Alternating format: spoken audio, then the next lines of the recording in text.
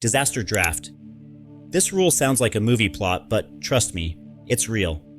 If a team loses 5 or more players in a catastrophic event, think plane crash or arena collapse, the disaster draft activates.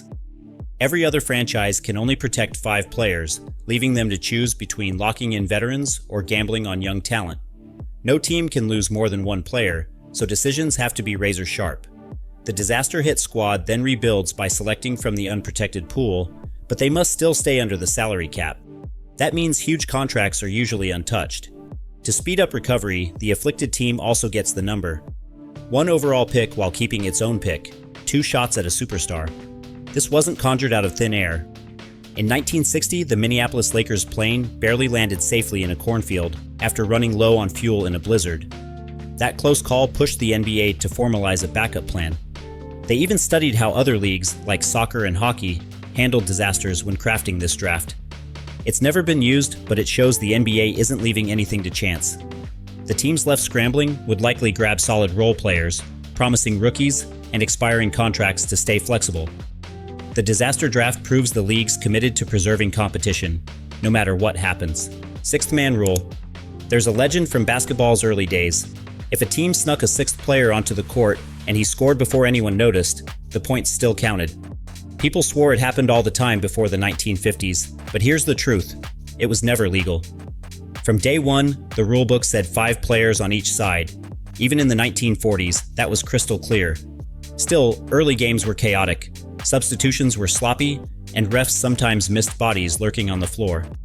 The original Celtics, not Boston's team but the barnstorming squad from the early 1900s, were infamous for bending rules.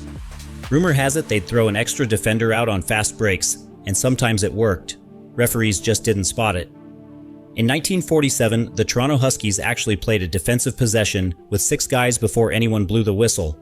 Then in 1951, a photo caught the Knicks with 6 defenders on a play, and still, no call. Nowadays, that wouldn't fly. 3 officials, strict bench monitors, and instant replay make it impossible to sneak a 6th man on the court. The term 6th man stuck around, but it took on a new meaning. The best player off the bench, not a hidden extra body. Next time someone claims a 6-player lineup scored because refs missed it, you can set them straight. The rule never allowed it. Basketball was built on 5-on-5, even when it looked like chaos back then. In 2010, the NBA did something unprecedented. It banned a shoe for giving players an unfair boost. Those shoes? The APL Concept 1, featuring load and launch tech. 8 springs under the ball of the foot, plus propellium foam to supercharge energy return. APL claimed a potential 3.5-inch vertical increase, and real tests still showed about 1.5 inches of extra lift. The league didn't hesitate. On October 19, 2010, the NBA officially banned the Concept ones, marking the first time a shoe was outlawed for performance advantages rather than aesthetics. No player could lace them up that season. That ban alone proved APL's tech worked. APL started as a college project by twin brothers Adam and Ryan Goldston. No design credentials, no major funding, and a business plan their professors mocked. Yet after a single Slam magazine ad, NBA players, agents, and even moms started calling. Instead of crushing their momentum, the ban skyrocketed the brand. Those $300 sneakers sold out instantly. Players under exclusive contracts still found ways to try a pair. APL milked the controversy for hype, then shifted into luxury performance footwear. By 2014, they'd launched running shoes. In 2020, they dropped 2 new basketball models with even more advanced tech. APL's story proved that controversy sells. Today, they're a premium label, think Nordstrom shelves, still riding the wave of that one moment when their shoes were simply too good for the NBA. Zone defense was off limits in the NBA for over 50 years. In the 1940s, teams initially tried zone schemes just like college, but it turned into a nightmare. Games dragged because defenders simply camped in spots, waiting for passes. No one wanted that. The league wanted up-close, one-on-one action, and feared zones would shield weaker defenders. So just 3 months into the NBA's inaugural season, zones were outlawed. From that moment, it was strict man-to-man. You could only double-team the ball handler. Guarding empty space was illegal defense, and the penalty was a technical free throw plus retained possession. That forced non-stop tight coverage, keeping the pace blazing and isolations front and center. The NBA held on to this rule for decades because stars, think Michael Jordan, thrived in isolation-heavy offenses, and the league didn't want zones slowing everything down. Then, in 2001, everything changed. The NBA scrapped the illegal defense ban and introduced the defensive 3-second rule. Defenders could no longer camp in the paint all game. They also quickened backcourt violation calls and relaxed some defensive contact restrictions. The result? A seismic shift in how teams played. Isolation-heavy lineups declined. Hybrid defenses exploded. Big men had to adapt or get left behind. Suddenly, stretch bigs and versatile defenders became premium assets. Teams like the 2011 Mavericks and 2020 Heat even rolled out zone-look defenses to disrupt elite scorers. Today, you still see zones in late-game playoff moments. This rule change unlocked far more creative defensive strategies, and it all started with the decision to finally allow zones back into the NBA. Bounce shot. This one sounds impossible, but it's real. If a player releases the ball before the buzzer, it doesn't matter if the shot hits the floor after the horn. The NBA rulebook is clear. Once the ball leaves the shooter's hand on time, any bounce that follows is part of the same play. If the ball isn't off the shooter's hand before the buzzer, it's dead. But if it is, a bounce in still counts. While the ball is dropping to the floor, standard goaltending rules apply, no touching it on its way down. But once it bounces, defenders can block it like any live shot. No team has ever pulled off a game-winning bounce-in buzzer beater in the NBA, though it did happen in Europe in 2009. A 3/4 court heave bounced up and dropped, and the refs counted it. To pull this off, the shot needs a super shallow angle, slow speed, and forward spin to hit the glass just right. It's insanely rare, about 1 in 75,000 attempts. In desperate end-of-quarter situations, teams might actually consider it. A high arc, low-velocity heave maximizes bounce potential. Defenders face a tough choice: attempt a goaltend on the projected flight and risk a foul, or let it hit the floor and contest the follow-up rebound. The wildest twist: if the ball bounces inside the arc, it's a two-pointer. If it finally drops in from beyond the line, it's a three. Rare as it is, the NBA's rules keep this unbelievable shot alive. No shatter rule. The NBA's crystal clear. If you smash the backboard, the basket doesn't count, even if the ball already dropped through. The play is wiped clean. You get a technical foul, not an instant ejection, and if you do it too often, it turns into a special tech that pauses the game until they swap in a fresh backboard or switch to the other hoop. Back in the early days, glass backboards were super fragile, and nobody really knew what to do when one exploded mid-game. Chaos would ensue. Then came the late 70s, when Daryl "Chocolate Thunder" Dawkins made backboard shattering his signature move. In 1979 alone, he destroyed 2 in 3 weeks, finally forcing the league to get serious. By 1981, every arena had breakaway rims and laminated glass that flexed instead of shattering. Safety was the top priority. Shards raining down is a nightmare. Plus, the NBA didn't want games stopped forever because someone threw down a monster dunk. Even Chuck Connors was an early culprit back in 1946, but Dawkins took things to a whole new level. Then Shaq rolled through in the 90s, tearing down entire rims and pushing the league to reinforce everything even more. Today, shattering is rare, thanks to sturdier rims, tougher glass, and strict no-hang rules. If a backboard somehow breaks during warm-ups, there's no penalty, but they still have to fix it. Bottom line, the NBA isn't taking chances. Raw power will never freeze a game. 6th foul catastrophe rule. This one's the NBA's ultimate what-if scenario. If a team literally runs out of players because everyone fouled out, got injured, or was ejected, the game doesn't end. Instead, the last player who fouled out stays in. Heck, they can even bring back someone who already fouled out earlier. The only players who can't return are those ejected for flagrant fouls or 2 technicals. Now brace yourself. Every foul that reactivated player commits comes with a triple whammy. It counts as their personal foul. It counts as a team foul. It tacks on a technical foul, so if they foul a 2-point shooter, that's 3 free throws. If it's on a 3-point attempt, that's 4 free throws, and possession stays with the offense. This rule goes way back to when rosters were tiny and the league needed a plan to avoid games ending because teams had no available players. It almost came into play in 1997 when the Warriors lost 4 guys to fouls and 3 more to injury, ending up with just 5 able bodies. Same story in 2012 for the Lakers. Foul trouble piled up, but they avoided disaster thanks to 1 bench player staying eligible. In college, running out of players just means playing 4-on-5, no extra whistles. The NBA, far more brutal, every foul means a free throw bonanza. If this rule ever activates today, it'll be pure chaos. Coaches frantically juggling matchups, refs dishing out endless free throws, and fans on the edge of their seats watching history unfold. Court dimensions have shifted more than once, and every tweak traces back to a dominant big man. In 1946, the paint was just 6 feet wide, and George Mikan abused it. At 6'10" and 270 pounds, he camped under the rim, bullied defenders, and led the Lakers to 5 titles in 6 years with his unstoppable hook shot. In 1951, the NBA widened the lane to 12 feet to push Mikan farther from the basket, cut into his rebounding, and give perimeter players more room. Fast forward to Wilt Chamberlain's era. Standing 7 feet 1 inch, ridiculously athletic, and famous for dropping 100 points in a single game, Wilt dominated that 12-foot paint. By 1964, the league stretched the lane to 16 feet. Just 2 years later, they even banned offensive goaltending, because Wilt kept tipping missed shots straight into the hoop from above the rim. Soon after, the defensive 3-second rule arrived, ensuring paint-camping bigs couldn't sit under the basket all game. The court didn't stop evolving there.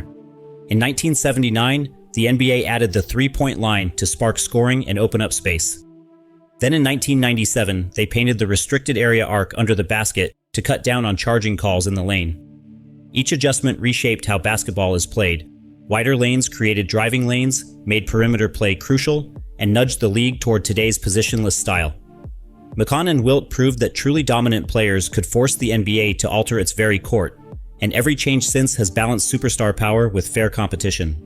High dribble myths are everywhere, but there's no rule capping how high you can bounce the ball. What really matters is control. Your hand must stay on top of the ball, never slip underneath. If it does, that's a carry, and the refs will blow the whistle. Same if you let the ball come to a stop in your hand, even for a split second, and then dribble again. That's a clear violation. Believe it or not, you can dribble the ball over your head, as long as your hand never goes under it, and you keep it moving. There's nothing in the rulebook about maximum height. That said, sky-high dribbles are risky. Defenders can swipe them more easily, and they're harder to control when the pace picks up. That's why smart players keep dribbles low, protect the rock, stay sharp under pressure, and avoid giveaways. Fun fact, back in basketball's earliest days, you could only bounce the ball once before passing or shooting. Continuous dribbling didn't become legal until 1910, and that single change transformed the game. So next time someone claims a high dribble is illegal, set them straight. It's all about hand position and control, not height. Jump ball mix-up? Sometimes chaos strikes right at tip-off. Everyone forgets which way they're supposed to play. Normally, teams attack the basket opposite their bench and refs keep it tidy. But every so often, a mix-up happens and both squads sprint the wrong direction. If a team accidentally scores on their own basket in that confusion, it's not automatically erased. The NBA rulebook gives officials a 24-second window to spot the mistake. If they catch it in time, they blow the whistle, wipe out the play, and restart with both teams facing the correct basket. Miss that 24-second mark? The basket stands. Play continues, and teams simply switch sides at halftime to fix things. Here's the kicker. If this mix-up occurs after quarter time in, there's no mid-period correction. Teams keep attacking the wrong hoop until the buzzer, then swap benches to reset. Refs do their best to prevent it, especially in arenas with wonky court markings or spotty communication, but mistakes slip through. Players often don't even realize they're scoring on themselves until someone points it out. Scorekeepers log every point in real time, and unless officials catch the error in those first 24 seconds, the game keeps rolling. No endless replays, no nullifying big shots, just basketball in full oops mode. It's rare, but when it happens, it's absolute pandemonium.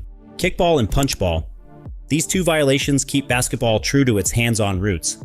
In the NBA, both live under the same rule, and here's the key. Intent matters. If a player intentionally kicks or punches the ball, the whistle blows immediately. But if it just bounces off a leg or a fist by accident, officials let play continue. Kickball kicks in when you use any part of your leg, knee, foot, or shin to play the ball. So if a defender sticks out a leg or knee to knock down a pass, that's a violation. However, if a stray pass simply taps someone's leg without deliberate contact, there's no whistle. Refs look at body positioning and timing to judge whether it was on purpose, so players need to be extra cautious with their legs. Punchball follows the same principle. If a player swings a closed fist and punches the ball to disrupt a pass, it's a violation. Punching is rare in live action. Most of the time, the ball might just brush a fist unintentionally during a block attempt or scramble, and in those cases, refs let it go because there was no deliberate strike. When the defense commits either violation, the offense keeps possession, and the shot clock resets to 14 seconds if fewer than 14 were left. If the offense kicks or punches the ball, it flips to the other team. Remember, these are violations, not fouls, so there are no free throws, and they don't count toward your personal or team foul totals. Back in 1999, the rules changed to give offenses a fair shake. Before then, a defensive kick or punch wouldn't reset the clock, and teams got punished for defenders using legs or fists to break up plays. Now it's balanced. A deliberate kick or punch simply hands the ball back to the offense, with a shot clock reset when applicable, making sure defenders can't stop action unfairly with their legs or fists. Hand-checking reshaped NBA defense. Back in the day, defenders could keep their hands glued to the ball handler's body, grabbing hips, guiding shoulders, or leaning into waist to slow them down and disrupt their rhythm. Now, that's an automatic foul. If a defender's hand stays on a player's hip, waist, or back, expect the whistle. And if they push or steer with two hands, instant call. Referees look for intent and impact. A quick swipe at the ball or incidental brush is fine. But if that hand or arm contact lingers and messes with a player's flow, it's a foul every time. Since 2004, the NBA has clamped down on hand-checking to let offensive players move freely. The goal was simple: speed the game up and give stars room to shine without defenders clinging to them. Before this crackdown, hand checks were everywhere. Michael Jordan survived waves of physical defense, and early 2000s teams, like the Pistons, used light hand checks to throw off scorers such as Kobe Bryant. Once the rule changed, that style vanished almost overnight. Today's defenders rely on footwork and positioning, no more grabbing, and offenses have exploded. Guys like Kyrie Irving and Stephen Curry thrive in this era, exploiting the extra space defenders must give. Hand check fouls now count toward a player's limit, and if a team is in the bonus, it hands out free throws. This shift drove scoring up and pace faster. Defenses adjusted, but offensive stars celebrate. Hand-checking's history shows how one rule tweak can reshape the entire flow of the game. 10-second free throw rule. This rule is all about keeping the game moving. Once the referee hands the ball to the shooter, there are 10 seconds on the clock to get that free throw off. Take longer, it's a violation. On the first free throw, the attempt is wiped out and the other team gets possession. On the second or third shot, only that one attempt is erased. Why? Pace and fairness. No one wants free throws dragging the game to a crawl. It also prevents players from milking the clock in crunch time. The 10-second countdown starts the moment the ball is in the shooter's hands, not when they finally settle at the line. That applies to everyone. No special leeway for stars or role players. Exceed that 10 seconds and the whistle blows every time. Enforcement can be spotty though. It really kicks in when someone stretches their routine way too long. Enter Giannis Antetokounmpo. He's given this rule more attention than anyone. His free throw routine is famously slow, often creeping past 11 seconds. Giannis insists he's just focusing and catching his breath, but he knows the risk. He's been called for violations a few times, including during the 2021 playoffs and the 2024 season. Opponents and fans love to call it out, counting loudly as he lines up. But whether the crowd is chanting or not, the referee's the one watching the clock. This rule strikes a balance. It lets shooters find their rhythm while ensuring the game never stalls. When it's enforced, it's a sharp reminder that, even at the line, the clock never truly stops. Mandatory timeout rule. This rule is all about keeping the game moving and those ad breaks guaranteed. Each NBA team gets 7 timeouts per game, but here's the catch. You must use at least 4 during regulation. If a team tries to hoard timeouts, the refs step in and call a forced timeout. Don't stop there, they'll tack on a technical foul, handing the opponent 1 free throw plus possession. On top of that, the NBA has built-in TV timeouts that don't count against a team's total. They come at the first dead ball after 6:59 and 2:59 in each quarter. Even if both coaches forget to call one, the refs will stop play anyway. Those ad slots can't be skipped. Why all this? Simple. It keeps broadcasting and advertising predictable. The league rakes in billions from TV deals, and networks need guaranteed breaks. Without this rule, teams could stall out late in quarters or ignore timeouts and blowouts, delaying ads and frustrating sponsors. If a team enters the fourth quarter without using 4 timeouts, they must catch up immediately. Some squads, like the Warriors and Mavericks, have neglected early timeouts and ended up with forced breaks, plus a technical. Most coaches avoid this by burning a wasted timeout in quarter 3 just to stay ahead of the rule. The official scorer tracks every timeout, and refs warn coaches throughout the game. At its core, this rule reminds us, Basketball is the show, but the broadcast clock never stops ticking. Double foul rule. This one's rare but essential for keeping things fair. A double foul occurs when two opponents commit personal fouls on each other at virtually the same time. It doesn't matter if they're different types of fouls. If the contact happens close enough together, it's called a double foul. Here's how it plays out. No free throws. Play simply resumes from where it stopped, whether that's an inbound, a jump ball, or the team that already had possession. Both players get charged with a personal foul. It counts toward their individual totals, but does not count toward the team foul limit. One twist. If neither team controls the ball, say, during a loose ball scramble, officials resume with a jump ball. This way, no side gains an unfair advantage. The rule exists to prevent chaos. When both players foul each other, it would be wrong to award free throws to one team, so the game stays neutral. It also curbs retaliation. Since fouling back won't earn your team anything extra, players are less likely to throw cheap shots. You typically see double fouls in hard-fought rebounding battles or drives to the rim. In 2019, Draymond Green and Montrezl Harrell tangled over a rebound. In 2021, LeBron James and Jay Crowder collided while fighting for position on a drive. Refs must be sharp. If one foul clearly precedes the other, they call just that one. But if the contact is nearly simultaneous, it's ruled a double foul. It's a clean way to handle messy moments without slowing the game down. Ejection rules. When a player is ejected, they must leave the court immediately. No exceptions. Whether it's for throwing a punch, picking up two technical fouls, committing a flagrant 2, or charging into the stands, they're out on the spot. Ejected players cannot linger on the bench or in the tunnel. They must head straight to the locker room or exit the building entirely. Refusal to comply brings hefty fines, up to $50,000, and in extreme cases could even force a forfeit. The NBA is uncompromising here. If the ejected player was due up for free throws, the opposing coach selects a replacement from the bench to shoot in their place. That substitute, however, is ineligible for the next jump ball to keep things fair. Rarely, if a team is down to 5 players and someone gets ejected, they must bring back the last player who fouled out. That returnee is hit with a technical foul, but play continues. No quitting just because the roster is depleted. Once ejected, players cannot reappear for on-court celebrations or argue with officials after the game. They're done until the final horn. That's different from simply fouling out, since fouled-out players may remain on the bench. These strict rules exist to maintain safety and prevent further escalation. Incidents like Ron Artest storming the stands in 2004 or Draymond Green's 2016 ejection are prime examples of why the league enforces this so rigorously. The goal is clear: keep the game under control and avoid total chaos when tempers flare. Bleeding rule.